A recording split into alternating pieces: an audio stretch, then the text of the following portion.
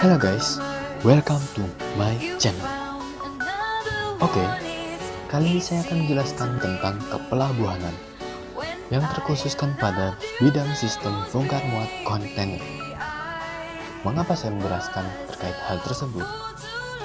Tentu saja, saya ingin berbagi ilmu kepada siapapun, dan tentu juga ini merupakan sebuah tugas atau amanah yang harus saya jalankan. So, tanpa panjang lebar, kita menuju pada topik pembicaraan. Check it out.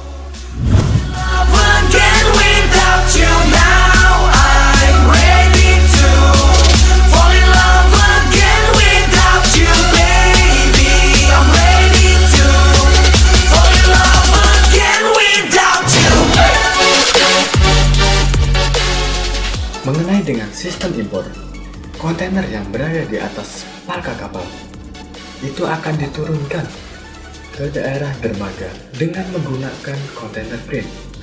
Yang kontainer crane tersebut diberikan kepada pihak tracking, dan tracking dalam truk tersebut yang mengangkut pada muatan kontainer diarahkan kepada kawasan seaway atau disebut dengan kontainer yard.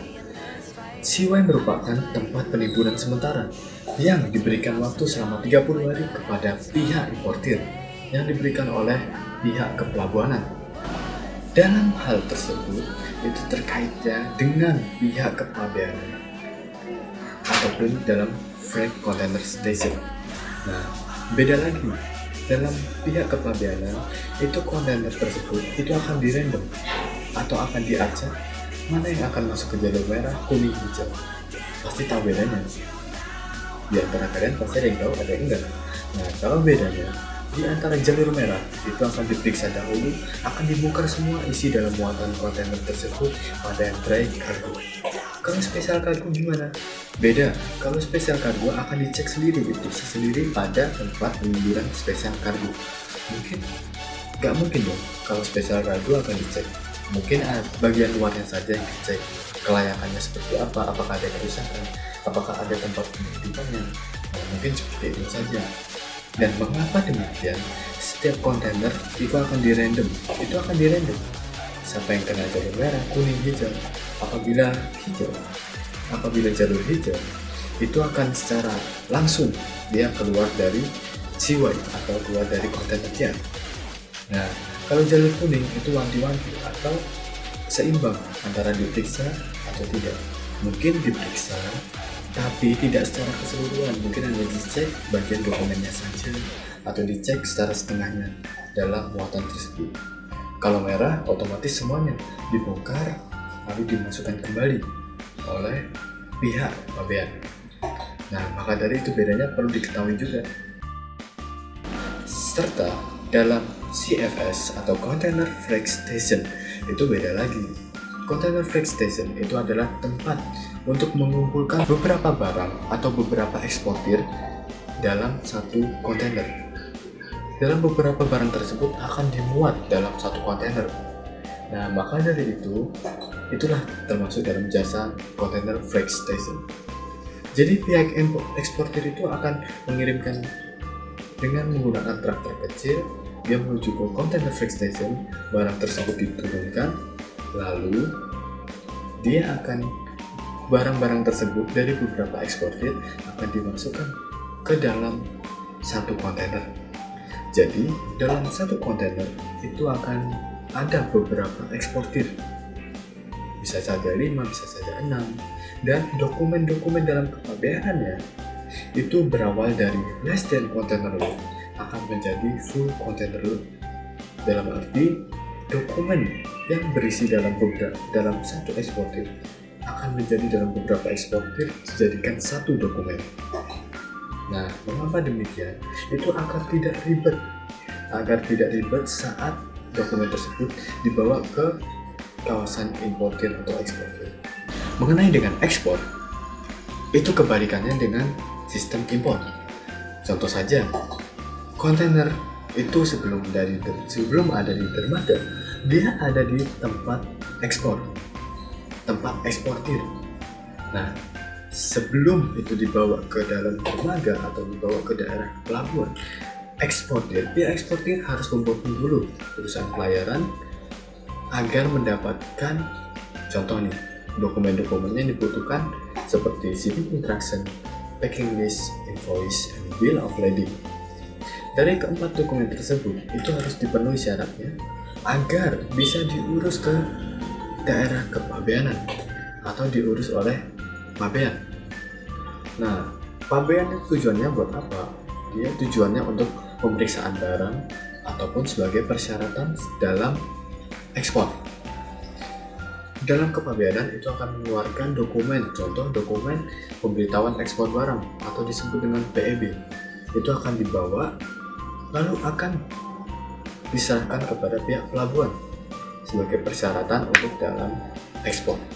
Nah, maka dari situ, jika semuanya sudah selesai dalam administrasi, pembayaran ataupun hal lainnya, barulah kontainer tersebut dibawa ke dalam kawasan pelabuhan. Nah, setelah masuk, pihak tracking yang ada di eksportir itu akan menyerahkan beberapa dokumen kepada pihak pelabuhan sebagai persyaratan kontainer tersebut agar masuk ke dalam seaway. Nah, setelah kontainer tersebut dipersilakan masuk ke dalam seaway, itu akan diangkat oleh RTG lalu ditaruh ke tempat seaway tersebut. Itu dinamakan dengan lift on serta lift off. Lift on itu naik, lift off itu turun. Nah, setelah itu akan dibawa oleh pihak tracking lagi, akan tetapi pihak tracking yang berada di kawasan pelabuhan atau tracking pemilik dari pelabuhan. Nah, tracking tersebut akan membawa kontainer yang ada di dalam seaway lalu diarahkan ke samping dermaga pada sandarnya kapal kontainer. Nah, maka dari itu setelah truk tersebut yang mengangkut kontainer berada di sebelah dermaga kapal, itu akan diangkat oleh kontainer crane. Lalu kontainer crane tersebut akan melakukan lift on lalu di lift off ke dalam pangkal kapal. Nah, maka dari itu pun membutuhkan proses dalam sistemnya, tidak sembarangan, dan pastinya ada planner yang merencanakan di manakah kontainer tersebut akan diletakkan, maupun di seaway ataupun di dalam pangkal kapal. Nah, tidak hanya itu, dalam persyaratannya sebelum kontainer tersebut yang dimiliki oleh eksportir masuk ke dalam seaway itu membutuhkan 3-5 hari sebelum kapal kontainer tersebut tiba.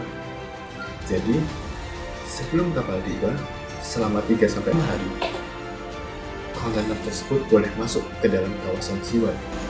Setelah tracking tersebut berada di samping dermaga pada kapal pengangkut muatan kontainer, barulah kontainer crane aksi dalam hal tersebut. Kontainer crane akan mengambil kontainer yang ada pada truk lalu diangkat dan dimasukkan ke dalam pangkal kapal. Nah, itu dinamakan dengan juga lift on serta lift off. Nah, kita harus belajar hal tersebut, dan dalam hal tersebut pasti memerlukan tarif.